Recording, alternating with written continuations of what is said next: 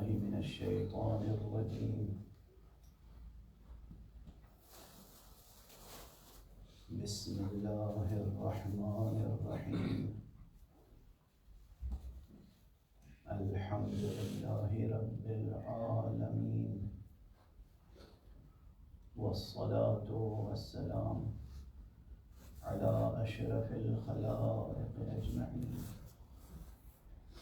سيدنا وسيد الأولين والآخرين، حبيبنا وحبيب إله العالمين، إمام المرسلين وخاتم النبيين، أبي القاسم المصطفى محمد. اللهم صل على محمد وآل محمد وعلى أهل بيته الطيبين الطاهرين الهداة المهديين المعصومين المظلومين، واللعنة الدائمة على أعداء الحق والدين. أما بعد، فقد قال الله تعالى عز اسمه في محكم كتابه ومتقن خطابه. بسم الله الرحمن الرحيم. يا أيها الذين آمنوا اتقوا الله وقولوا قولا سديدا يصلح لكم أعمالكم ويغفر لكم ذنوبكم، ومن يطع الله ورسوله فقد فاز فوزا عظيما. إنا عرضنا الأمانة على السماوات والأرض والجبال فأبين أن يحملنها وأشفقن منها وحملها الإنسان إنه كان ظلوما جهولا. صدق الله العلي العظيم. اللهم صل على محمد وآل محمد وعجل فرج. نعرہ تکبیر، اللہ اکبر، نعرہ تکبیر، اللہ اکبر، نعرہ رسالت یا رسول اللہ، نعرہ رسالت یا رسول اللہ، نعرہ حیدری، یا علی، نعرہ حیدری، یا علی، ور محمد وآل محمد باواد بلند صلوات. اللهم صل على محمد وآل محمد. یا محمد تجھے شاہد و سرا مان لیا، یا محمد تجھے شاہد و سرا مان لیا، پیروی ہے تیری معبود رسا مان لیا. اور کیا تجھے سمجھے کوئی جب تیرے ایک بندے کو بعض اللہ کے بندوں نے خدا مان لیا. نعرہ حیدری، خوشنودی محمد وآل محمد صلوات. اللهم صل على محمد وآل محمد. قرآن حکیم کے سورہ مبارکہ احزاب کے آخری رکوع کے چند فقرے مسلسل آپ حضرات کے سامنے تلاوت کرنے کی سعادت حاصل کر رہا ہوں، اور ان سلسلہ آیات کی روشنی میں جو موضوع زیر بحث ہے اس کا ظاہری عنوان ہے ولایت غدیر سے ولایت فقیہ تک. موضوع بہت اہم ہے. خود یہ عنوان ہمارے حال کو ماضی سے جوڑ دیتا ہے، اور خود یہ عنوان ہمارے تابناک اور نورانی ماضی کو ہمارے حال اور مستقبل سے جوڑ دیتا ہے.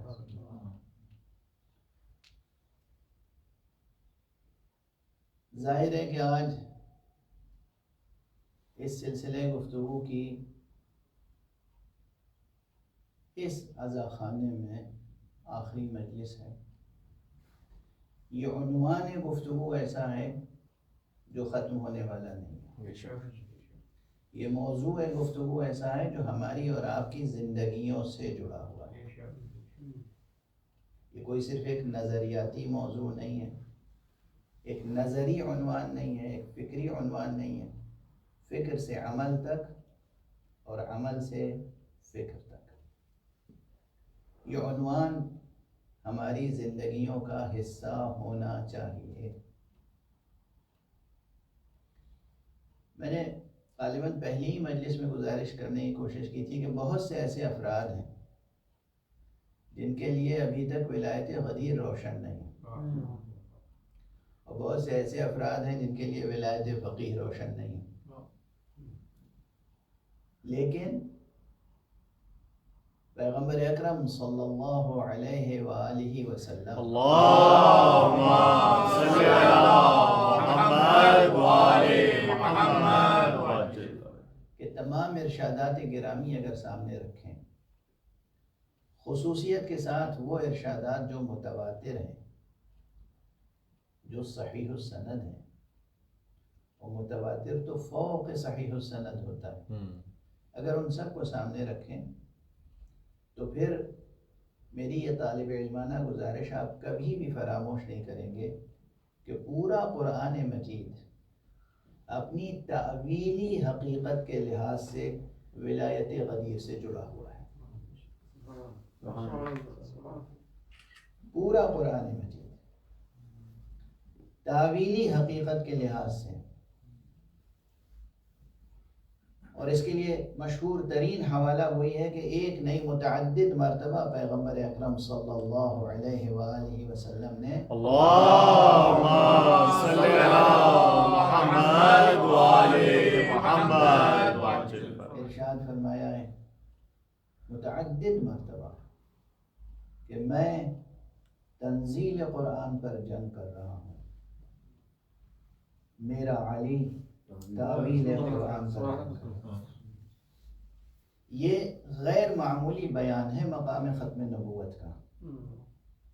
اگر ہمارے مسلمان دانشور، مسلمان فقہا، مجتہدین، علماء، عام بات کہہ رہا ہوں، مسلمان جو بھی کلمہ اسلام زبان پہ جاری کرتے ہیں اور جو بھی خود کو اسلام سے منتسب کرتے ہیں، جو بھی خود کو اسلام سے منسوب کرتے ہیں، ان کے سامنے اگر حضرت کا یہ ارشاد گرامی رہے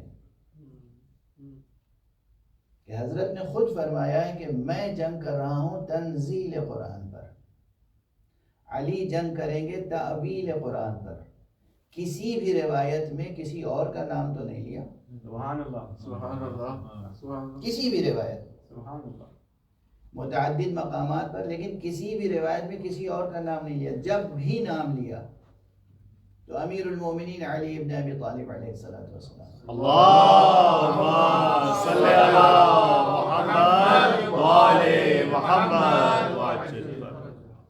اگر یہ روایت پیش نظر رہے تو پھر کوئی حقیقت پوشیدہ نہیں رہ جاتی.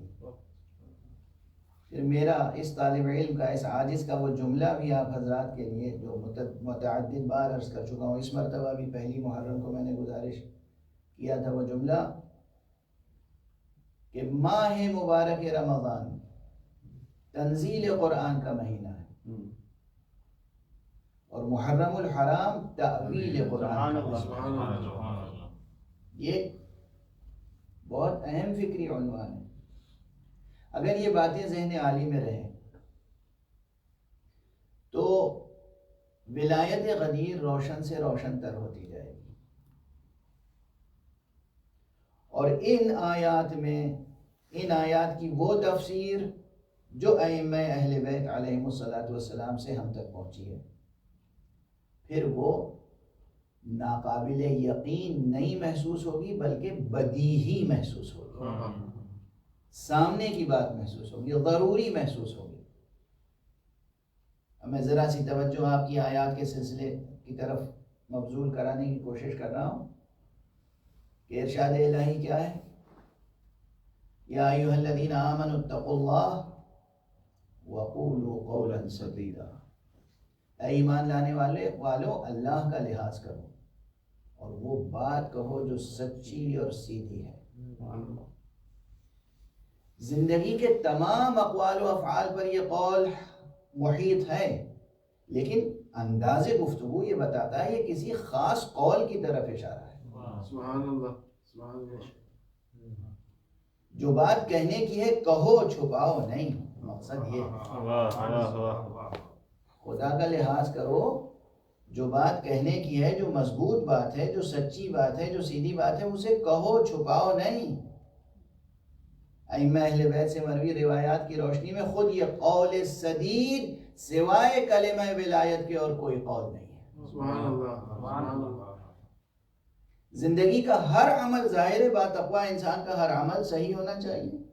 جو بات آپ زبان سے کہیں سچ کہیں، کذب سے زبان آشنا نہ ہو۔ یہ ایک شان مومن ہے۔ مومن کی ایک شان یہ ہے کہ کذب سے، غلط بیانی سے زبان آشنا نہ ہو۔ یہاں جھوٹ کا لفظ میں بھی تقریر میں پہلے استعمال کر چکا ہوں، لیکن یہ عجیب و غریب دنیا ہے۔ مجھے پارلیمنٹ کی ایک گفتگو یاد آ رہی ہے۔ ایک صاحب نے ایک دوسرے سے کہا کہ آپ جھوٹ بول رہے ہیں، تو انہوں نے کہا یہ غیر پارلیمانی لفظ آپ استعمال کریں۔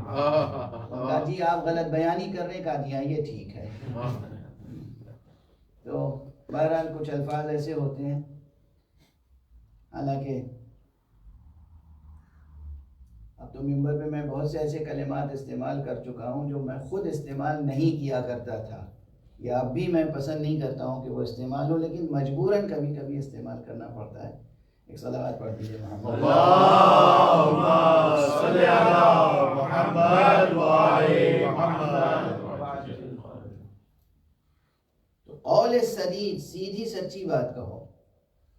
زندگی میں ہر موقع پہ سیدھی اور سچی بات کہنی چاہیے۔ الجھی ہوئی بات، غلط بیانی سے کام لینا نہ شان ایک انسان کی شان کے مطابق ہے، نہ شان مومن۔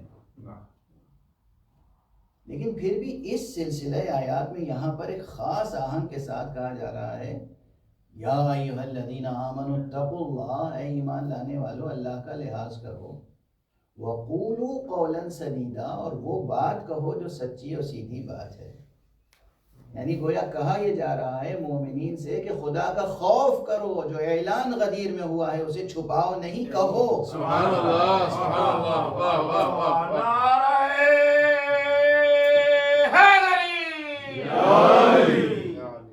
پوری ذمہ داری سے گزارش کر رہا ہوں، قولوا قولا سدیدا، کہو وہ بات جو کہنے کی ہے، جو سیدھی اور سچی اور مضبوط بات ہے، جو مستحکم ہے۔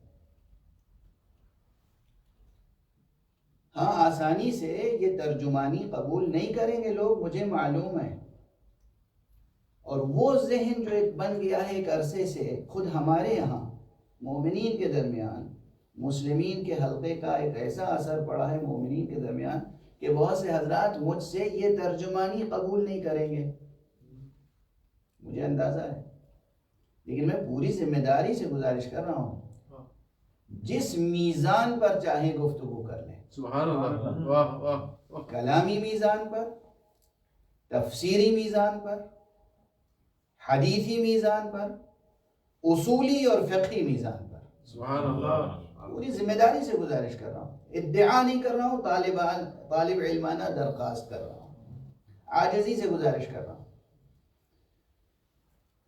کہ یہ ترجمانی اس مقام پر، اے ایمان لانے والو اللہ کا خوف کرو، اب یہاں ہے اللہ کا خوف کرو، اب یہ ترجمہ اچھا لگے گا آپ کو،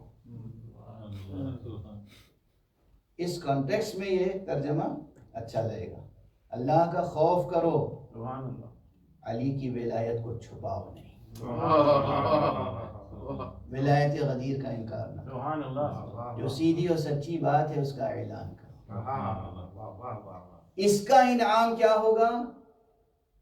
یصلح لکم اعمالکم، تمہارے تمام کام اللہ بنا دے گا۔ سبحان اللہ، سبحان اللہ، سبحان اللہ۔ وَيَغْفِرْ لَكُمْ ذُنُوبَكُمْ، اور تمہاری خطا پوشی کرے گا. تم سے گناہ سرزد ہوں گے، غلطیاں ہوں گی، خطائیں ہوں گی، اللہ بہت غفار ہے، غفور الرحیم ہے، وہ خطا پوشی کرے گا.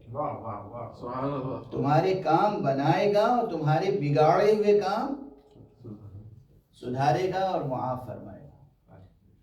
یصلح لکم اعمالکم ویغفر لکم ذنوبکم ومن یطع اللہ، اور یاد رکھو کہ جو بھی اللہ کی اطاعت کرے گا ورسولہ فقد فاز فوزا عظیما. یہ حقیقت ہے کہ جو بھی ایمان لائے، جو بھی کلمہ پڑھے، جو بھی سیدھی سچی زندگی بسر کرے وہ کامیاب ہوگا. لیکن یہ آہنگ بتا رہا ہے کہ کسی خاص بات کو سامنے رکھا گیا ہے، اس لیے یہاں بریکٹ میں ایک چیز چھپی ہوئی ہے، مقدر ہے، اور وہ یہ ہے کہ جو اللہ کی اور اللہ کے رسول کی، علی کی ولایت کے سلسلے میں اطاعت کرے گا وہی بلند ترین کامیابیوں تک پہنچے گا.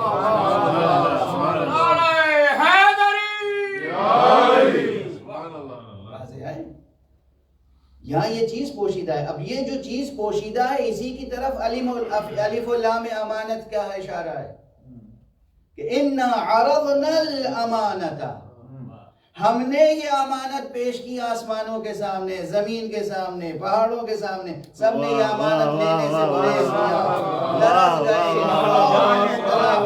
وَحَمَلَهَا الْإِنسَانُ، اور ایک فرد بشر نے اس بار کو اٹھا لیا، اور وہ تو بڑا ستمگار اور بڑا ہی نادان ہے. سبحان اللہ، سبحان اللہ، سبحان اور اللہ. فرمایا یہ سلسلہ کا یاد. اسی لیے اس کے بعد مقطع سخن میں سورہ احزاب میں مومنین اور منافقین کی آزمائش کا تذکرہ.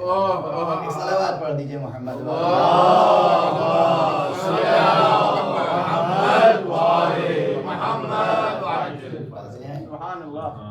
پورے قرآن مجید کی تعویلی حقیقت وابستہ ہے ولایت امیر المومنین علی ابن ابی طالب علیہ السلام سے. یعنی اگر ہر شے کا ظاہر ہے اور باطن، تو توحید ظاہر ہے، ولایت باطن. اور یہ ظاہر و باطن بھی عزیزان گرامی، ظاہر اور باطن بھی نسبی ہے، ریلیٹیو ہے، اضافی ہے. ادھر سے دیکھیے تو ایک چیز ظاہر ہے اور دوسری چیز باطن، ادھر کھڑے ہو کے دیکھیے تو وہ چیز ظاہر ہے اور یہ چیز باطن. یعنی ایک رخ سے دیکھیے تو توحید ظاہر ہے، ولایت باطن، ادھر سے دیکھیے تو ولایت ظاہر ہے، توحید باطن. کیا کہنے ہیں، سبحان اللہ. یہ صرف سخن گسترانہ باتیں نہیں ہیں، یہ سخن گسترانہ باتیں نہیں ہیں، یعنی یہ خطیبانہ نکتہ آفرینیاں نہیں ہیں. یہ گہرے مطالب ہیں عرفانی جو چھوٹے چھوٹے جملوں میں گزارش کر کے آگے بڑھ رہا ہوں. یہ اضافی حقیقت ہے. کتنی بار آپ کے سامنے میں نے پڑھی ہیں وہ دونوں حدیثیں، شاید اس سلسلے گفتگو میں بھی میں نے گزارش کی تھی.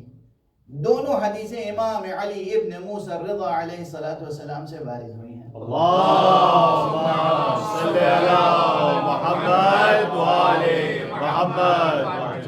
اس سلسلہ نورانی کے ساتھ وہ سلسلۃ الذہب کہ جس سلسلے سے متعلق امام احمد ابن حنبل نے کہا ہے، اور ان کے علاوہ نہ جانے کتنے اور بزرگان ملت اسلامیہ نے کہا ہے کہ اگر صرف یہ سلسلہ سند پڑھ کے کسی مجنون پہ دم کر دیا جائے تو وہ عاقل ہو جائے. اور حقیقت ہے، چھوٹے سے چھوٹا ہو یا بڑے سے بڑا کیسا ہی دیوانہ ہو، در اہل بیت پر آ جائے گا، نام گرامی اہل بیت سن لے گا، اس کے کانوں میں یہ نام پڑ جائیں گے تو اسے ہوش آ جائے گا، عقل آ جائے گی، سبحان اللہ. اس کی معرفت کی آنکھیں کھل جائیں گی. یہی تو سبب ہے. ایک جملہ عرض کروں یہاں پر، بڑی لطیف سی بات ہے. پوری دنیا جو کوشش کرتی ہے کہ کہیں مسلمانوں کے کانوں میں اہل بیت کا نام نہ پڑنے پائے. کیوں؟ اس لیے کہ انہوں نے دیوانہ بنا رکھا ہے، غافل بنا رکھا ہے، غافل بنا رکھا ہے، دیوانہ بنا رکھا ہے، اپنے سیاسی مفادات کا شکار بنا رکھا ہے. اس لیے کوشش کرتے ہیں کہیں علی کا نام کانوں میں نہ پڑ جائے، کہیں حسین کا نام کانوں میں نہ پڑ جائے. کوشش یہ ہوتی ہے، اور خود آپ کے ائمہ حدیث کہہ رہے ہیں کہ اگر دیوانے پر بھی یہ نام دم کر دیے جائیں تو وہ ہوش مند ہو جائیں۔ نعرہ تکبیر، اللہ اکبر، نعرہ رسالت، یا رسول اللہ، نعرہ حیدری، خشنود محمد وآل محمد باواد بلند صلوات۔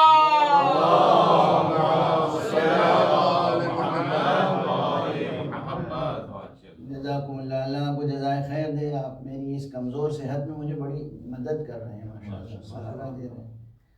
خدا آپ سب حضرات کو صحت و عافیت عطا فرمائے، اور جو لوگ بیمار ہیں اور مریض ہیں، بطور خاص ہمارے مسجد شعبان میں جو مومنین کی طرف سے مجھ سے کوارڈینیشن میں رہے اور مجھ سے وعدہ لیا اور اہتمام کرتے رہے، اور روزانہ مجالس کا اہتمام کر رہے، نوید صاحب، پروردگار نے بھی صحت و عافیت عطا فرمائے۔ ہمارے یہاں اس ٹرسٹ کے مسئولین میں خلیق کاظمی صاحب، پروردگاروں نے صحت و عافیت عطا فرمائے، اور جتنے مؤمنین ہیں، علماء ہیں، خطبہ ہیں، ذاکرین ہیں، پروردگار سب کو صحت عطا فرمائے۔ خاص طور سے میں حکیم الامت جناب علامہ ڈاکٹر سید قلب صادق صاحب قبلہ کے لیے بھی خصوصی طور پر دعا کرتا ہوں۔ آپ سب حضرات دعا فرمائے، پروردگار انہیں صحت و عافیت عطا فرمائے، طول عمر عطا فرمائے، اور ان کے ہاتھوں سے جو ملت کے جوانوں کے لیے تعلیم کے چراغ روشن ہوئے ہیں، ان چراغوں کی لو اور بڑھے، جہالت کی تاریکی چھٹے، اور علم کی روشنی، تعلیم کی روشنی پھیلے۔ صلوات پڑھ لیجیے محمد۔ اللہم صلی علی محمد وآل محمد۔ بہرحال سلسلہ گفتگو آپ حضرات کے ذہنوں میں محفوظ ہوگا کہ انشاءاللہ آپ سہارا دیتے رہیں گے تو آج گفتگو کسی ایک منزل تک پہنچے گی۔ بسم اللہ، بسم اللہ۔ کہ میں نے عرض کیا کہ ایک طرف سے دیکھیے تو توحید ظاہر ہے، اور ایک طرف سے دیکھیے تو ولایت ظاہر ہے۔ توحید ظاہر ہے، ولایت باطن، ولایت ظاہر ہے، توحید باطن۔ یہ وہ دو حدیثیں جو ایک ہی سلسلہ سند سے پہنچی ہیں، سلسلہ سند جو معصومین سے۔ ایک جگہ معصوم نے فرمایا کلمۃ لا الہ الا اللہ حصنی فمن دخل حصنی امن من عذابی۔ کلمہ لا الہ الا اللہ میرا مضبوط قلعہ ہے۔ کون فرما رہا ہے؟ اللہ سبحانہ وتعالی، حدیث قدسی۔ حق سبحانہ وتعالی فرما رہا ہے کلمہ لا الہ الا اللہ میرا قلعہ ہے، قلعہ۔ اب صرف اس چیز کی تشریح کے لیے بہت وقت چاہیے، میں پہلے کر چکا ہوں کہ قلعے کے معنی کیا ہوتے ہیں، کلمے کے قلعے بن جانے کے کیا معنی ہے بھائی؟ یہ تو کلمہ ہے، الفاظ، حروف کا مجموعہ۔ لا الہ الا اللہ یہ کلمہ، اسے پروردگار فرمائے یہ قلعہ ہے مضبوط۔ یہ تصور کیسے روشن ہوگا؟ اس پہ گفتگو کر چکا ہوں، آپ کے لیے فکر انگیز ہے یا نہیں؟ ایک جملہ ہے، پروردگار کہہ رہا ہے یہ قلعہ ہے میرا۔ بھائی قلعے کے تو مضبوط بنیادیں ہوتی ہیں، دیواریں ہوتی ہیں، ایوان ہوتے ہیں، قلعے میں تو بہت سی چیزیں ہوتی ہیں۔ تو اس سے مراد کیا ہے؟ یہاں لفظ حصن، قلعہ کیوں استعمال ہوا؟ بلاغت رب توجہ ہے۔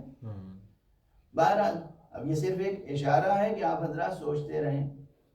میں نے مختصراً اسے بیان کر چکا ہوں، اس لیے کہیں ڈھونڈیے گا، مل جائے گی وہ تقریر تو سن لیجیے گا، اور نہیں ملے گی تو پھر یاد دلا دیجیے گا، کبھی پھر پڑھ دوں گا۔ دوسرا فقرہ کلمۃ لا الہ الا اللہ حصنی فمن دخل حصنی امن من عذابی۔ کلمہ لا الہ الا اللہ میرا قلعہ ہے، جو اس قلعے میں داخل ہو گیا وہ میرے عذاب سے محفوظ ہو گیا۔ دوسرا جملہ کیا ہے؟ معصوم، اسی سلسلے سند سے، ولایت علی ابن ابی طالب حصنی فمن دخل حصنی امن من عذابی۔ سبحان اللہ، سبحان اللہ۔ ولایت علی ابن ابی طالب میرا قلعہ ہے، جو اس قلعے میں داخل ہو گیا میرے عذاب سے محفوظ ہو گیا۔ واہ واہ واہ واہ واہ واہ واہ۔ دونوں جملے اسی سلسلے سے پہنچے۔ اب ان دونوں جملوں میں نسبت کیا ہے؟ میں نے عرض کیا اضافی، کسی کے لیے اضافی ہماری نسبت سے ہے، حقیقت میں نہیں. حقیقت میں تو توحید اصل الاصول ہے، توحید اصل ہے، ولایت اس کی فرع ہے، اس میں کوئی شک و شبہ نہیں. لیکن ہماری نسبت سے اضافی ہے.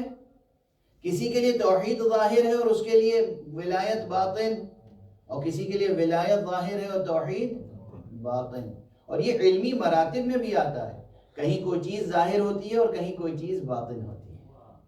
علمی مراحل میں، علمی مراتب میں، فکری مراحل میں، وجدانی مراتب میں کسی حقیقت کو پرسیو کرنے میں اور کنسیو کرنے میں، اپنے پرسیپشن میں لانے میں اور پھر اپنے وجدان میں لانے میں کسی حقیقت کو پا لینے کے مراتب ہوتے ہیں. سمجھ رہے ہیں آپ؟ کسی حقیقت کو پا لینے کے مراتب ہوتے ہیں. اس پا لینے کے مراتب میں ہم عام انسان ہیں، ہمارے لیے کبھی کوئی چیز ظاہر ہوگی، کبھی کوئی چیز باطن. تو یہ اضافی اور نسبی حقیقتیں ہیں، لیکن بہرحال توحید اور ولایت کا ایک دوسرے سے ربط ہے. ان آیات میں پروردگار عالم فرما رہا ہے وَمَن يُطِعِ اللَّهَ وَرَسُولَهُ فَقَدْ فَازَ فَوْزًا عَظِيمًا. جو اللہ اور اس کے رسول کی اطاعت کرے گا وہی کامیابی پائے گا. فوزن عظیما، یہ فقرہ فوزن عظیمہ کا آپ حضرات کو تو زبانوں پر روز جاری ہوتا ہوگا جب زیارت امام ابو عبداللہ الحسین علیہ السلام. اللهم صل على محمد وآل محمد. تو یاد رکھیں کہ حقیقت ولایت و خصوصیت کے ساتھ ولایت امیر المومنین، ولایت ائمہ اہل بیت، جو در اصل ولایت رسول ہے اور وہ در اصل ولایت اللہ سبحانہ وتعالی، یہ روشن ہونی چاہیے. ممکن نہیں ہے کہ کوئی شخص کلمہ لا الہ الا اللہ محمد رسول اللہ پڑھے اور وہ اس فوز عظیم کے درجے پر فائز ہو جائے بغیر علی ولی اللہ کے. یہ آپ کے لیے اب روشن حقیقت ہے. اس علی ولی اللہ سے وابستگی اور اس فوز عظیم تک پہنچنے کے لیے ہمارے لیے اور بھی اس دور میں مشکلات ہیں. یہ دور جو دور غیبت کہلاتا ہے، دور غیبت. امام معصوم پردہ غیب میں ہے. امام معصوم پردہ غیب میں ہے تو امام معصوم سے ربط اور رشتہ کیسے ہوگا؟ قولوا قولا سدیدا، وہ بات کہنا جو سیدھی سچی بات ہو. قولوا قولا سدیدا، وہ بات کہنا جو سچی اور سیدھی بات ہو. یہ سچی اور سیدھی بات کا ڈھونڈنا ہی تو ایک کمال ہے. اتنا مجموعہ حدیثوں کا ہے، احادیث کا اتنا مجموعہ ہے. وہ ہمارے یہاں احادیث کا کتنا انبار ہے، لفظ انبار استعمال کر رہا ہوں. انبار ہے حدیثوں کا، جس میں سچی، صحیح، حقیقی، متواتر حدیثیں دب گئی ہیں، دبا دی گئی ہیں، اور باطل، سرکش، طواغیت، باغیوں اور طاغیوں اور یاغیوں نے، سرکشوں نے اپنے درباروں میں نہ جانے کتنی جھوٹی حدیثیں گڑھ گڑھ کر،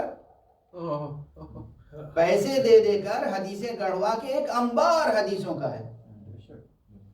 جھوٹی حدیثیں، غلط بیانیوں کا ایک انبار، جھوٹی حدیثوں کا ایک انبار، گڑھی ہوئی من گڑھت حدیثوں کا ایک انبار. ان حدیثوں کے درمیان سے قول سدید کیسے تلاش کیا جائے؟ کون ڈھونڈے گا؟ کون کمر کس کے آگے بڑھے گا اس مہم کے لیے؟ اگر ملت کا ہر فرد مشغول ہو جائے، ہم کہتے ہیں سب پہ واجب ہے، آپ جائیے پڑھیے اور ڈھونڈیے کہ سچی حدیث کون سی ہے اور جھوٹی حدیث کون سی ہے، اور جو سچی ملے اس پہ عمل کیجیے. آپ کے لیے آسان ہے یہ نسخہ؟ طریقہ آسان ہے؟ آسان تو نہیں ہے. یہ بالکل ایسا ہی ہے. دیکھیے آج کل پوری دنیا میں ایک بیماری پھیلی ہوئی ہے، کورونا. بیماری کی بیماری ہے، سیاست کی سیاست ہے، عذاب کا عذاب. تینوں باتیں میں سوچ سمجھ کے گفتگو کر رہا ہوں. بیماری کی بیماری ہے، سیاست کی سیاست ہے، عذاب کا عذاب.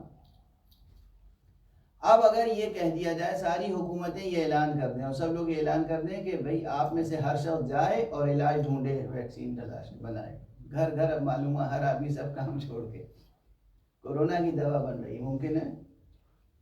یعنی کرۂ ارض پہ جتنے انسان ہیں سب کس چیز کام میں مشغول ہیں؟ سب کورونا کی دوا بنا رہے ہیں۔ نہیں، اس کے لیے تو کچھ اسپیشلسٹ ہوں گے، واہ واہ واہ واہ واہ واہ واہ، ان کے لیے واجب کفائی ہوگا کہ وہ جائیں اور پورے انسانی معاشرے کے لیے نسخہ تلاش کریں، اور نسخہ جب مل جائے تو لا کے سامنے رکھ دیں۔ یہی ہمیں اور آپ کو کرنا ہے کہ اس انبار میں سے، حدیثوں کے انبار میں سے صحیح حدیثیں تلاش کر کے عمل کرنے کے لیے، عوام الناس کے لیے روشنی بکھیرنے کے لیے کچھ افراد چاہیے جو بجائے خود منارہ نور بن جائیں۔ سبحان اللہ سبحان اللہ سبحان اللہ، منارہ نور بن جائیں۔ تو یہ فقہا یہ ہمارے سامنے معصوم کی غیبت میں منارہ نور ہیں۔ سبحان اللہ سبحان اللہ، یہ امام خمینی ایک منارہ نور کا نام ہے، آیت اللہ خوئی ایک منارہ نور کا نام ہے، امام خامنئی ایک منارہ نور کا نام ہے، امام سیستانی ایک منارہ نور کا نام ہے۔ یہ سب منارہ نور ہیں، یہ سب منارہ جنہوں نے اپنی زندگیاں وقف کی ہیں، کس لیے؟ تاکہ اس انبار میں سے قول سدید لا کے آپ کے سامنے رکھ دیں۔ ایک صلوات پڑھ دیجئے محمد و آلہ اللہم صلی علی محمد و آل محمد۔ قرآن خوشنودی سلامتی علماء کرام بآواز بلند صلوات۔ اللہم صلی علی محمد و آل محمد۔ اب تیزی سے بحثیں بہت ہیں اور اہم بحثیں ہیں فکری۔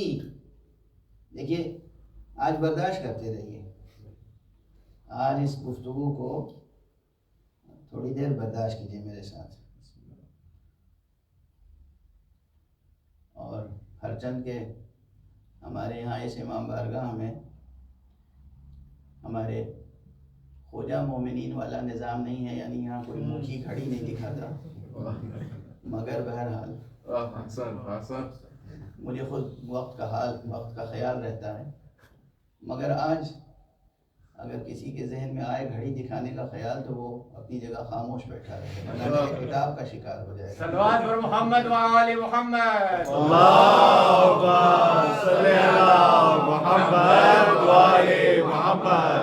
بسم اللہ قبلہ، بسم اللہ۔ دیکھیے ایسا ہے کہ یہ فرش عزائے حسین ہے، ایک جملہ کہوں، اپنا غم سمجھ کے منایا کیجیے، پرایا غم سمجھ کے۔ انسان اپنا غم گھڑی دیکھ کے نہیں مناتا، پرائے غم میں جب پرسہ دینے کے لیے جاتا ہے تو گھڑی دیکھ کے جاتا ہے، آدھے گھنٹے بیٹھیں گے، 15 منٹ بیٹھیں گے، پرسہ دیں گے، چلے آئیں گے۔ لیکن جب اپنا غم ہوتا ہے تو پھر زمان و مکان سے ماورا ہوتا ہے۔ ہم جمع ہوئے ہیں آج رونے کے لیے، ماتم کرنے کے لیے، پرسہ دینے کے لیے بی بی زہرا کو، لیکن تمہید میں یہ فضائل اور یہ مطالب اور یہ پیغام، یہ میسج بھی ضروری ہے جس پہ گفتگو ہو رہی ہے۔ ایک صلوات پڑھیں محمد۔ اللہم صلی علی محمد و آل محمد۔ یہ فقہا کی اپنی جگہ ایک منزلت ہے، ان فقہا کا تعلق ہے، فقہا کا کل تقدس، کل احترام مرہون منت نسبت غدیر ہے۔ بے شک بے شک۔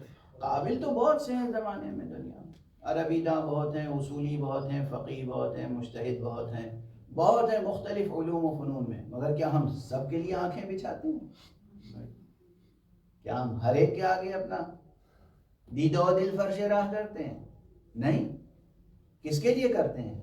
وہ جہاں سے خوشبو ولایت غدیر ہے۔ سبحان اللہ سبحان اللہ۔ یعنی ایک جملے میں کہوں، ہمارے لیے ولی فقیہ وہی ہوگا جو محافظ ولایت غدیر ہوگا۔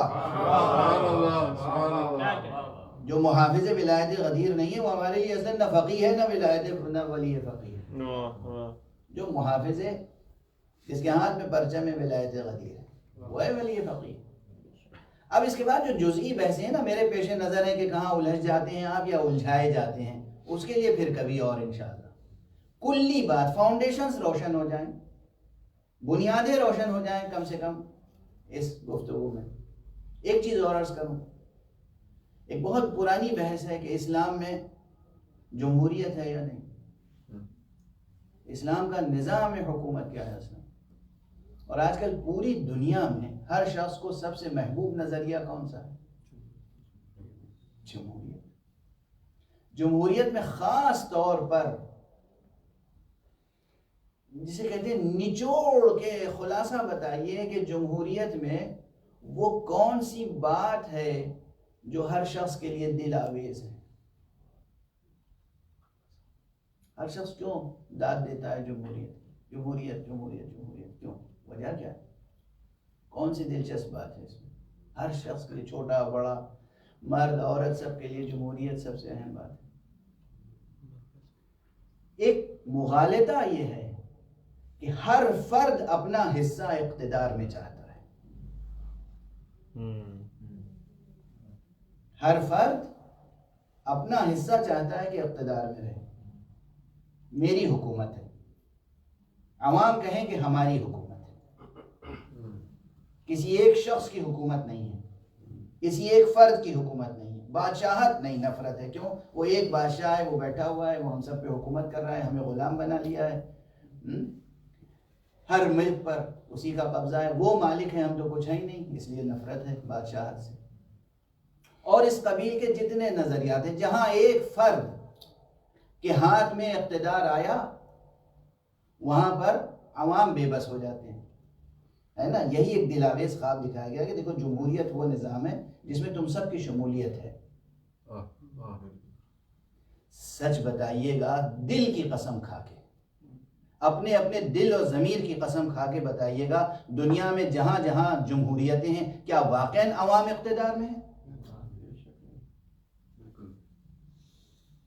اپنے اپنے دلوں کی قسم کھائیے گا، سینے پہ ہاتھ رکھیے، بتائیے جب ایک شخص اقتدار میں آ جاتا ہے، چاہے وہ امریکہ میں ڈونلڈ ٹرمپ صاحب ہوں یا ہندوستان میں نریندر مودی صاحب ہوں، آپ ہندوستان میں جا کے آج عوام سے پوچھیں، وہاں کے کسانوں سے پوچھیں، تم آزاد ہو؟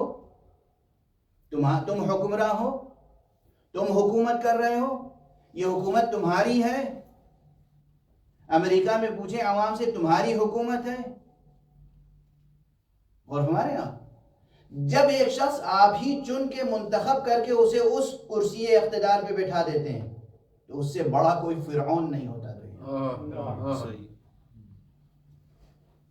آپ سے جس وقت ووٹ لینا ہوگا آپ کے سامنے ہاتھ جوڑیں گے، اور اس کے بعد جس وقت کرسی اقتدار پر پہنچ جائیں گے آپ کی کوئی حقیقت نہیں ہے ان کے سامنے.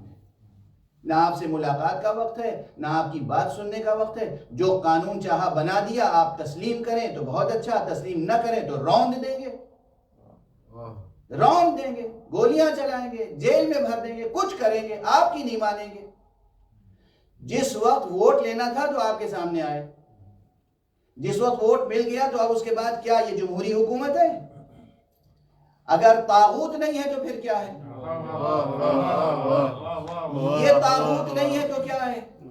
اور فرمایا آپ نے تو عملاً حقیقتاً آپ کے لیے سراب ہے اور خواب ہے اور سراب. جمہوریت اس کے علاوہ کچھ نہیں ہے. لوگ کہیں گے کہ آج 21ویں صدی میں مولانا صاحب کیسی مولویانہ باتیں کر رہے ہیں. مولویانہ باتیں یعنی کہ خواب ہے اور سراب، دھوکہ ہے اور فریب، جھوٹ ہے اور غلط بیانی. حقیقت میں جمہوریت کہیں نہیں موجود ہے کرۂ ارض پر. اس کرۂ ارض پر جمہوریت کہیں موجود نہیں ہے. اور جو جمہوریت میں مغالطے ہیں، جو فیلیسیز ہیں، ان میں ایک سب سے بڑی بات تو وہی ہے کہ جو علامہ اقبال نے 2 مصروں میں بیان کر دیا ہے کہ جمہوریت ایک طرز حکومت ہے کہ جس میں بندوں کو گنا کرتے ہیں، تولا نہیں. گنا کرتے ہیں، ہاں ایک موقع پہ صرف تولتے ہیں جب خود کرسی پہ پہنچ جاتے ہیں. کہ تمام عوام، چاہے 1 کروڑ ہو، چاہے 1 ارب ہو، چاہے 10 ارب ہو، چاہے پوری روئے زمین کی عوام ہو، وہ ایک پلے میں اور آپ ایک پلے میں. کہ آپ اقتدار میں اور فرمانے آپ یہ ہے جمہوریت جو بہت دلاویز بنا کے پیش کی گئی ہے، بہت دلاویز، ہر انسان کے دل کی دھڑکن جمہوریت ہے۔ لیکن یاد رکھیے کہ قرآن مجید نے، رسول اسلام نے، ائمہ اسلام نے، حق سبحانہ و تعالی نے جو نسخہ اور جو نظام معاشرے انسانی، تمام معاشرے انسانی کی بات کر رہا ہوں میں، صرف مسلم یا مومن شیعہ یا سنی معاشروں کی بات نہیں کر رہا ہوں، پورے نظام پورے معاشرے انسانی کے لیے جو نظام انٹروڈیوس کیا ہے اور دیا ہے، وہ نظام نہ ملوکیت کا نظام ہے، نہ جمہوریت کا نظام ہے، نہ اشتراکیت کا نظام ہے، نہ اشتمالیت کا نظام ہے، وہ نظام ولایت ہے۔ سبحان اللہ، واہ واہ واہ واہ، سبحان اللہ، سبحان اللہ۔ ولایت میں کسی ایک فرد کی حکومت نہیں ہوتی، ولایت میں حکومت ہوتی ہے خدا کی، اور ولی ہوتا ہے سرپرست۔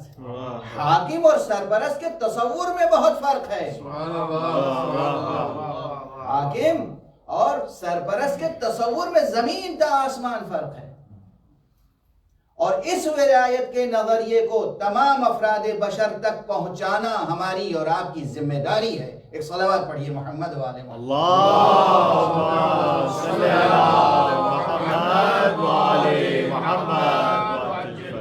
ہماری اور آپ کی عزاداران حسین، ہماری اور آپ کی ذمہ داری یہ ہے کہ یہ نظام ولایت جس کا سب سے بڑا ممبر نصب کیا گیا غدیر میں، اور جب ممبر کی آواز دبائی جانے لگی تو نیزے پر چڑھ کر آواز بلند کی گئی کربلا میں۔ کون سی آواز تھی؟ یہ سب ولایت کی آواز ہے، یہ سب ولایت کی آواز ہے۔ اس ولایت کی حقیقت ولایت سے صرف مومنین کو آشنا کرنا ہے، جو پہلے سے شیعہ ہیں انہیں بتانا ہے کہ شیعیت کیا ہے، جو پہلے سے مسلمان ہیں انہیں بتانا ہے کہ اسلام کیا ہے۔ اس کرۂ ارض پر یا آپ جو عاشور کے دن یا اربعین کے دن جلوس اعزا لے کر نکلتے ہیں راستوں پر، کس لیے نکلتے ہیں؟ مقصد کیا ہے آپ کا؟ ہدف کیا ہے؟ عام شاہراہوں پر جہاں ہر انسان کو گزرنے کی اجازت ہے اور وہ ہر شخص کی پراپرٹی ہے، وہاں آپ کس لیے گزر رہے ہیں جلوس لے کر؟ کوئی مقصد ہے نا، وہ مقصد کیا ہے؟ پیغام یہ دینا ہے کہ اے انسانوں سنو، ٹھہر کے ذرا ہماری بات، تمہارے لیے ہمارے پاس کوئی پیغام ہے۔ اے شیعوں نہیں، اے مسلمانوں نہیں، اے عربوں نہیں، اے انسانوں ٹھہر کے ذرا ہماری بات سنتے چلے جاؤ، یہ سینے پہ جو ہم ہاتھ مار رہے ہیں یہ سینہ تمہارے لیے، یہ دل دھڑک رہا ہے، تمہاری مشکلیں، تمہارے آلام، تمہارے مصائب پر ہم رو رہے ہیں، سنو ولایت کا پیغام، سنو سنو اس کی بات جو ذبح کیا گیا ہے عدل و انصاف کی خاطر۔ یہ پیغام آپ کو پہنچانا ہے، ولایت کا پیغام۔ مفہوم ولایت کو محدود نہ کیجئے، فیضان ولایت کو عام کیجئے پوری دنیا میں۔ فریضہ ہے، فریضہ، میں کوئی سیاسی گفتگو نہیں کر رہا ہوں، ہر فرد بشر کے لیے اگر آپ کے دل میں کوئی دل سوزی نہیں ہے تو آپ اصلاً انسان نہیں ہیں، اور اگر آپ انسان ہیں تو ہر فرد بشر کے لیے دل سوزی ہوگی، اور اس دل سوزی کا تقاضا یہ ہے کہ جو اس کے لیے فائدے کی چیز ہے اس کو اس سے آشنا کریں۔ سبحان اللہ، سبحان اللہ۔ جب تک آپ پوری دنیا میں ہر فرد بشر کو حقیقت ولایت، تصور ولایت، مفہوم ولایت، مصداق ولایت، فیضان ولایت، برکات ولایت سمجھائیں گے نہیں، عملاً نظام ولایت سمجھائیں گے نہیں، اس وقت تک ولی آخر ظہور کیسے فرمائے گا؟ حق کیسے ادا ہوگا؟ کیسے آپ منہ دکھائیں گے فرزند زہرا کو اور منتقم خون حسینی کو؟ کیسے آپ کہیں گے آقا ہم نے اپنی پلکوں سے، اپنے سینے سے آپ کے آنے کے لیے راہیں ہموار کر دی؟ ولی علی ولی کا نام صرف عافیت کوشی کے لیے نہ لیں، قربانیاں پیش کرنے کے لیے لیں۔ سبحان اللہ۔ علی کا نام اپنے لیے سپر نہ بناؤ، علی کا نام شمشیر بناؤ۔ سبحان اللہ۔ فرق ہے، علی کا نام سپر بنانا بہت اچھی بات ہے، علی کا نام شمشیر بھی تو ہے، واضح ہے۔ عافیت کوشی سے کام نہیں چلے گا، ہر شخص اپنی حفاظت میں لگا ہوا ہے، اور اس حفاظت میں تقیہ اور تقیہ سے بڑھ کر نہ جانے کتنا تقیہ در تقیہ در تقیہ در تقیہ، ایک زرہ پر زرہ، زرہ پر زرہ، زرہ پر زرہ، پردے پر پردہ، پردے پر پردہ، پردے پر پردہ ڈالے چلے جا رہے ہیں۔ پتہ نہیں خدا کو کیا منہ دکھائیں گے، رسول کو کیا منہ دکھائیں گے۔ معصومین نے تو اپنے جنازے پامال کروا دیے، ہم ان کا نام لیتے ہیں صرف عافیت کوشی کے لیے۔ صبح سے شام تک پانچوں نمازوں میں اور نماز شب میں پروردگار ہمیں محفوظ رکھنا، پروردگار ہمارے بیوی بچوں کو محفوظ رکھنا، پروردگار ہمیں محفوظ رکھنا، ہمیں کوئی بیماری نہ ہو، ہمیں کوئی دکھ نہ ہو، ٹھیک ہے، بہت اچھی بات ہے، عافیت کوشی بہت اچھی بات ہے، لیکن اللہ کا پیغام پہنچانے کے لیے عافیت کوش نہیں ہونا چاہیے۔ محمد الرسول اللہ کا پیغام پہنچانے کے لیے عافیت کوش نہیں ہونا چاہیے۔ واضح ہے، ذرا سخت ہو گیا یہ پیغام، یہ آسان نہیں ہے۔ دن رات عافیت کی دعائیں بہت اچھی بات ہے۔ پیغمبر اکرم صلی اللہ علیہ وآلہ وسلم اللہم صلی علی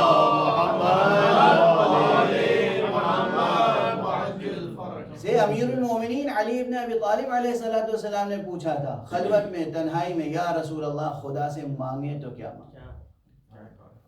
کیا لطیف و شیریں روایت ہے۔ یہ شیریں و لطیف روایت وہی ہے کہ جو آیہ نجوہ سے متعلق ہے، جب اللہ سبحانہ و تعالیٰ نے حکم فرمایا کہ دیکھو رسول سے اب آ کے جو گفتگو کرنا چاہے پہلے صدقہ دے پھر آئے۔ یہ قرآن مجید میں ایک واحد آیت ہے اور واحد حکم خدا ہے کہ جس پر سوائے امیر المومنین علی ابن ابی طالب کے اور کسی نے عمل نہیں کیا۔ تاریخ گواہ ہے، تفسیر گواہ ہے، سب گواہ ہیں، اس میں کسی نے شک نہیں کیا کہ جب اعلان ہو گیا کہ صدقہ دو تب رسول سے بات کرو، تو بڑے بڑے غنی ان کے خزانوں پر تالے ہو گئے۔ صدقہ دینے کے لیے ایک کھجور بھی نہیں تھی، ادھکٹی کھجور بھی کسی کو میسر نہیں آئی کہ صدقہ دے کے، برائے نام صدقہ دے کے رسول سے آ کے گفتگو کر لیتا۔ تاریخ ہے، تاریخ زندہ تاریخ۔ سرمایہ دار، اغنیاء، کوئی نہیں آیا۔ امیر المومنین علی ابن ابی طالب علیہ السلام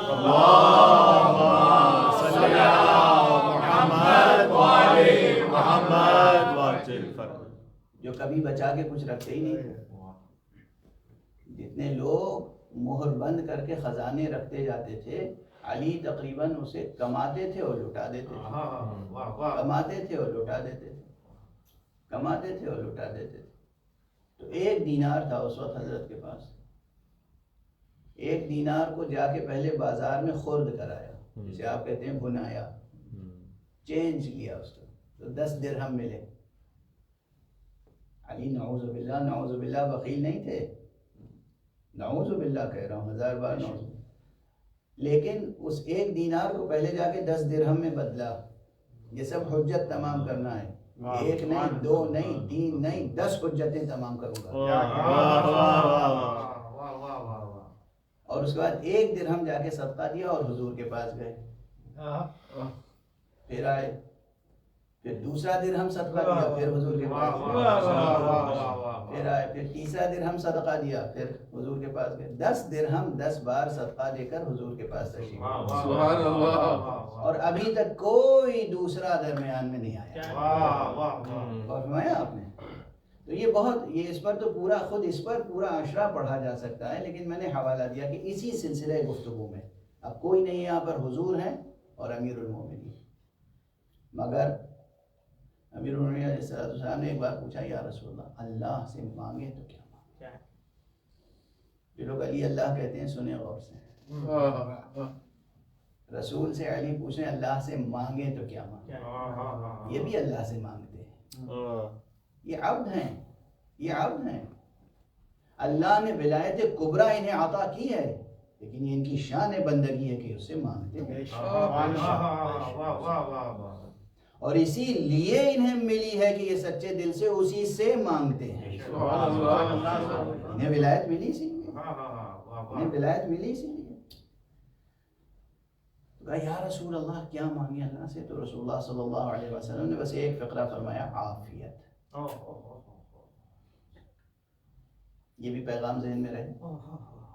مولا امیر المومنین رسول اللہ صلی اللہ علیہ وآلہ وسلم سے پوچھ رہے ہیں تنہائی میں، یا رسول اللہ اللہ سے میں طلب کروں تو کیا طلب کروں؟ اور رسول اللہ فرما رہے ہیں عافیت، العافیت. عافیت طلب کرنے کی، مگر کون سی عافیت اور کس راہ میں عافیت؟ مسئلہ ہے. اگر آپ کے اور ہماری طرح سطحی تصور عافیت ہو تو پھر علی 18ویں 19ویں رمضان کو گھر میں بیٹھے رہیں گے، مسجد میں نہیں کرنا. واضح ہے. اگر ہماری آپ کی طرح عافیت کوش ہو تو مسجد میں تشریف نہیں لے جائیں گے. علی اپنی ذات کے لیے، اس جسم مادی کے لیے، اس دنیا کے لیے عافیت کوش نہیں ہے.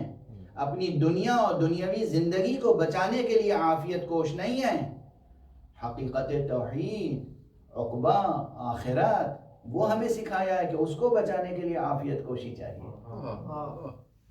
اپنے وجود کو جہنم کی آگ سے بچانے کے لیے عافیت طلب کرو خدا سے. وہی جو حدیث قدسی میں ہے کہ کلمہ لا الہ الا اللہ قلعہ ہے، اس میں جو آ گیا محفوظ ہو گیا، وہ عافیت طلب کرو. ولایت علی ابن ابی طالب محفوظ قلعہ ہے، جو اس میں آ گیا وہ محفوظ ہو گیا، وہ عافیت طلب کرو. لیکن خود توحید کا پیغام پہنچانے کے لیے، ولایت کا پیغام پہنچانے کے لیے مقابلہ کرنا ہوگا، جہاد کرنا ہوگا، جنگ کرنی ہوگی، خود کو قربان کرنا ہوگا، بیوی بچوں کو قربان کرنا ہوگا، عزت آبرو قربان کرنی ہوگی، مال و دولت قربان کرنی ہوگی، گھر لٹانا ہوگا. یہاں عافیت کوشی نہیں. عزیزان گرامی، دست ادب جوڑ کے عرض کرو، آج 40 سید الشہداء ہے. بہت کچھ عرض کرنا چاہتا تھا لیکن میرا خیال ہے اتنے اشارے کافی. نظام ولایت کو آشنا کرے ہر فرد بشر کو. اور جو یہی بات میں نے دوسرے انداز سے کہی تھی محرم میں، غالباً ابتدائی تاریخوں میں، کہ ہمارا اور آپ کا فریضہ یہ ہے کہ اس کرۂ ارض پر کوئی ایک بھی فرد ایسا باقی نہ رہ جائے جو نام و پیام حسین سے آشنا نہ ہو. بس گفتگو روک رہا ہوں قبل اس کے کہ میری طاقت بالکل ساتھ چھوڑ جائے. بہت سے مباحث، بہت سے نکات، بہت سے عناوین، بہت سے کیپشنز ذہن میں تھے کہ کم سے کم کیپشنز تو آپ کے سامنے ذکر کر دوں گا تاکہ فکر کے آفاق کھل جائیں، بحث کرتے رہیں آپ. لیکن بہرحال اب طاقت نہیں ہے، وقت نہیں ہے، اب وہ کیپشنز بھی ذکر نہیں کر سکتا، پھر کبھی انشاءاللہ. ولایت غدیر سے ولایت فقیہ تک اور ولایت فقیہ سے ولایت غدیر تک، یہ آپ کا نظام فکر ہونا چاہیے اور نظام عمل. نظام فکر اور نظام عمل. اور اس میں آخرت کی عافیت طلبی تو کیجئے مگر دنیا کی عافیت کوشی نہ کیجئے گا. دنیا کی عافیت کوشی میدان جد و جہد و قد و کاوش و سعی میں آپ کو روک دے گی. ارتقاء کا سفر رک جائے گا،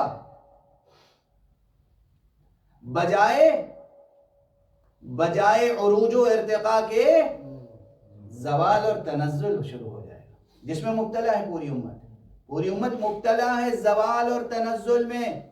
یہ زوال اور تنزل بدلے گا اور یہ عروج و ارتقاء کا سفر طے ہوگا تو صرف ایک علم کے نیچے، وہ علم ولایت ہے. سبحان اللہ، سبحان اللہ، سبحان اللہ. صرف ایک علم کے نیچے اور وہ علم ولایت ہے. وہی علم جسے میں کہتا ہوں وہی علم توحید ہے، وہی علم ولایت ہے، وہی علم عباس ہے. بس گفتگو تمام. بہت سی باتیں رہ گئیں. جن حضرات کے ذہنوں میں سوالات ہوں گے وہ سوالات مجھے بھیج دیجیے گا، میں انشاءاللہ اس کا جواب دوں گا. لیکن اب آج تو ایک پیغام سمجھ کے اتنی گفتگو کر لی، ورنہ مجھے اندازہ ہے خود میں جب خطبہ پڑھ رہا تھا اس وقت بھی دل بھر آیا تھا اور آنکھیں امنڈ آئی تھیں اور جی چاہ رہا تھا کہ بس مصائب پڑھوں.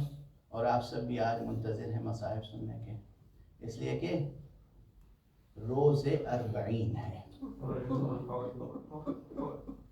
دیکھیے یہ کچھ اوقات ایسے ہوتے ہیں، کچھ شب و روز ایسے ہوتے ہیں، کچھ لمحات ایسے ہوتے ہیں جہاں کچھ بیان کرنے کی ضرورت نہیں ہوتی. ایک مومن کے لیے کچھ بیان کرنے کی ضرورت نہیں ہوتی. نسبت قلبی استوار رہے، مولا سے، ولی برحق سے، امام سے، آقا حسین سے دل کا رشتہ استوار رہے، بس خود بخود حقائق روشن ہوتے ہیں، مصائب کے مناظر آنکھوں کے سامنے آ جاتے ہیں، فضائل، مناقب، مصائب آنکھوں کے سامنے آتے رہتے ہیں اور دل بھر آتا ہے۔ انسان اس عشق کے جذبے سے، اس علاقہ خاطر سے گریہ کرتا ہے، کسی روایت کے پڑھنے کی بھی ضرورت نہیں ہوتی۔ اگر ایک انسان مومن متوجہ ہو جائے آقا حسین کی طرف، اور متوجہ ہونے کے لیے تو کیا کیا سلیقے سکھائے گئے ہیں۔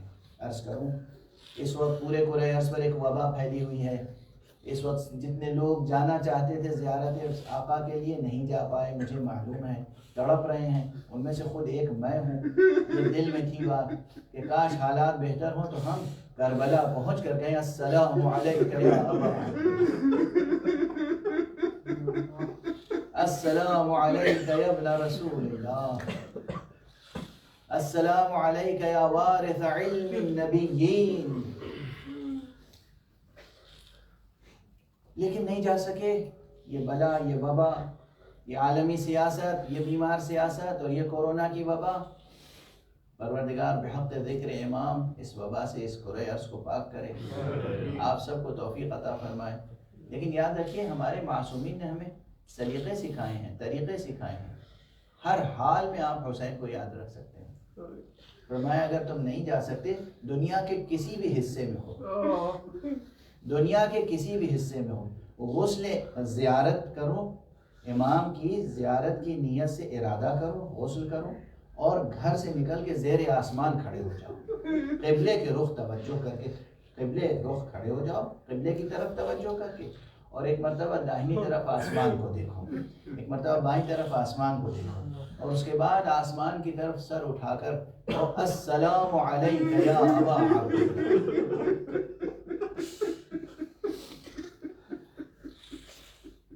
تمہارا سلام آقا تک پہنچ جائے گا اور بے پناہ ثواب ملے گا۔ بعض روایتوں میں کہ ایک عمرے کا ثواب ہے، ایک عمرے کے برابر ثواب ہے اس فقرے کا۔ اس انداز سے تم کہیں بھی ہو روئے زمین پر، اور یہ عمل آپ روز کر سکتے ہیں، صرف 40 کے لیے مخصوص نہیں۔ حدیث ہے، معصوم سے حدیث ہے، مروی ہے، معتبر سند کے ساتھ، یہ عمل آپ روز کر سکتے ہیں اور ایک عمرہ مقبولہ کا ثواب حاصل کر سکتے ہیں کہ آپ زیر آسمان جائیں اور کہیں السلام علیکہ یا ابا عبداللہ۔ میں بہت غور کرتا رہا کہ آخر یہ داہنی جانب دیکھنا اور بائیں جانب دیکھنا،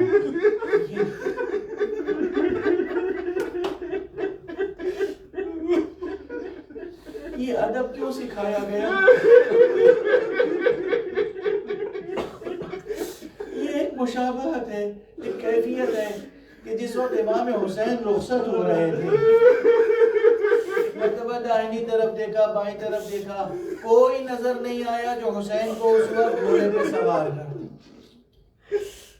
کتنی کیفیتیں، کتنی کیفیتیں ہیں جو اس طرح آداب کا حصہ بنا دی گئی ہیں۔ اگر انسان کا ذہن بیدار ہو، ضمیر بیدار ہو، بس آج زیارت 40 ہے جو علامات مومن میں سے ہے۔ میں عرض کروں، ولایت کبریٰ کا میں نے تذکرہ بار بار کیا اور حق ادا نہیں ہو پایا۔ ولایت ذرے ذرے سے لے کر اور تمام اجرام سوامیہ تک ولایت کبریٰ عام ہے۔ یہ ولایت کبریٰ حیات سے، ظاہری سے لے کر اور شہادت کے بعد بھی عام ہے۔ ہمارے یہاں زیارت کا کلمہ ہے زیارت، اور ہم زیارت قبر حسین نہیں کہتے، زیارت حسین کہتے۔ زیارت قبر حسین نہیں کہتے، ہم زیارت حسین کہتے ہیں۔ زیارت یعنی ملاقات۔ جب ایک شخص جا کے کہتا ہے السلام علیکہ یا ابا عبداللہ، تو یقین فرمائے شہادت دیتے ہیں، خود زیارت میں بھی ہے اور دوسری روایتوں میں بھی ہے، صحیح السند روایتوں میں آقا آپ کا سلام سنتے ہیں اور جواب دیتے ہیں۔ مگر ہاں، یہ اہتمام الہی ہے، حکمت الہی ہے، مشیت الہیہ ہے کہ ہمیں آقا کی آواز سنائی نہیں دیتی۔ جب ہم کہتے ہیں السلام علیکہ یا ابا عبداللہ اور ہمیں آواز سنائی نہیں دیتی، تو ہمیں جابر ابن عبداللہ انصاری کا وہ جملہ بھی یاد آ جاتا ہے کہ روز 40 جب جابر کربلا گئے تھے، جابر رسول اللہ کا وفادار صحابی، اہل بیت کا عاشق صحابی، جابر جب روز 40 پہنچے تھے کربلا، تو جابر کی دونوں آنکھیں بے نور تھیں، بڑھاپے کے سبب سے کچھ نظر نہیں آتا تھا۔ جابر کے ساتھ عطیہ یا عطا نامی ایک ساتھی تھے، اور کہتے ہیں کہ آپ کے غلام تھے، آپ کے غلام بھی رہے ہوں گے ساتھ میں۔ ظاہر ہے کہ اتنا طویل سفر تنہا نہیں کیا ہوگا اس عظیم الشان و جلیل القدر صحابی نے، جو بھی ساتھ میں تھے، عطیہ تھے، عطا تھے، غلام تھے۔ پہلے جابر نے جا کر فرات میں غسل کیا، اور اس کے بعد پاکیزہ ترین لباس زیب تن کیا، خوشبو سے اپنے آپ کو معطر کیا، اور اس کے بعد اپنے غلام سے کہا مجھے آقا کی قبر کے پاس لے جاؤ۔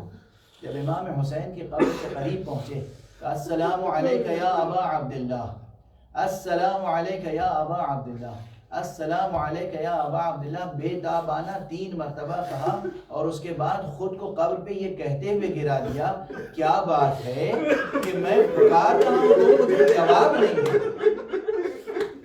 حسین کیا بات ہے، میں پکار رہا ہوں تم جواب نہیں دیتے، اور پھر خود ہی جواب دیا، کہا کہ ہاں کیسے جواب دو گے، اس لیے کہ مجھے معلوم ہے تمہارا جسم یہاں زیر خاک ہے، لیکن تمہارا سر تو نو کے نیزہ پر دیار بدیار پھرایا جا رہا ہے۔ جناب جابر، ہاں بعض حضرات سوالات کرتے ہیں، میں بہت مختصر لفظوں میں جواب عرض کر رہا ہوں۔ بعض حضرات شکوک و شبہات وارد کرتے ہیں کہ کیا واقعاً شام سے پلٹ کے آنے والا اسیروں کا قافلہ اور جابر کا قافلہ ایک ساتھ اسی سال روز 40 کربلا میں جمع ہوا تھا یا نہیں؟ یقین فرمائیے اسی سال۔ یہ واقعہ درست ہے، بالکل درست ہے، اسی سال دمشق سے چھوٹ کر وہ اسیروں کا قافلہ آیا، اور ادھر سے جابر آئے۔ جابر قبر پر تھے ایک مرتبہ، اور جابر نے احتیاطاً اپنے غلام سے اور ساتھیوں سے کہہ رکھا تھا، دیکھو اگر کہیں غبار بلند ہو، کوئی آتا ہوا نظر آئے تو مجھے بتا دینا، ایسا نہ ہو کہ عبید اللہ ابن زیاد کا یا یزید کا کوئی سپاہی آ رہا ہو جو ہمارے لیے سبب آزار بن جائے۔ ایک مرتبہ غبار اٹھا، لوگوں نے کہا جابر، ابو عبداللہ جابر، کچھ غبار اٹھ رہا ہے، لگ رہا ہے کچھ سواریاں آ رہی ہیں۔ جابر نے کہا ذرا دیکھو آگے بڑھ کر کون آ رہا ہے۔ جانے والے گئے اور واپس آئے، اور خوش بھی تھے لیکن گریہ، یہ آنے والے خوش بھی تھے اور رو بھی رہے تھے۔ جابر سے لپٹ کے ایک نے کہا یہ دشمن نہیں آ گئے ہیں، یہ آقا حسین کی بہن اور آقا حسین کا بیٹا، یہ امام زین العابدین ہے جو تشریف لا رہے ہیں، یہ زینب ہے جو شام سے واپس آ رہی ہیں۔ اب جناب جابر کی کیفیت عجیب تھی، آگے بڑھے بے تابانہ اپنے غلام کے سہارے سے، اور جا کر امام زین العابدین کی دست بوسی قدم بوسی کرتے ہوئے مشغول بین و بکا ہو گئے، برسا دے رہے تھے۔ ادھر جناب امام زین العابدین گریہ فرما رہے، ادھر حضرت جابر ابن عبداللہ انصاری گریہ فرما رہے، اور پھر یہ خود ہٹے، بیویاں آئیں، زینب آئیں، ام کلثوم آئیں۔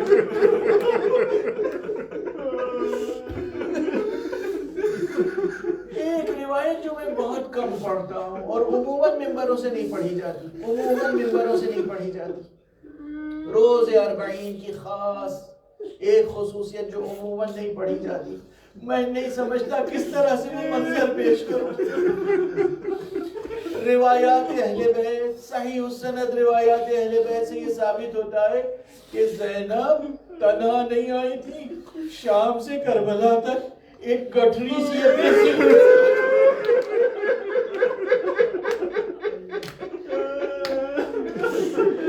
زینب ایک خزانہ اپنے سینے سے لگا کے آئی تھی، یہ خزانہ حسین کا کٹا ہوا سب،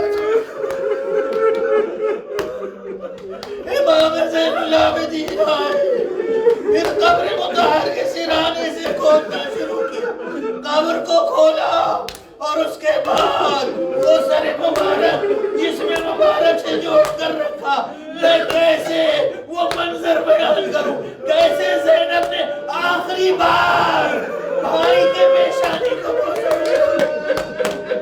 کس طرح سے رباب نے آخری بار حسین کے چہرے کو دیکھ کر کہا آقا خدا حافظ۔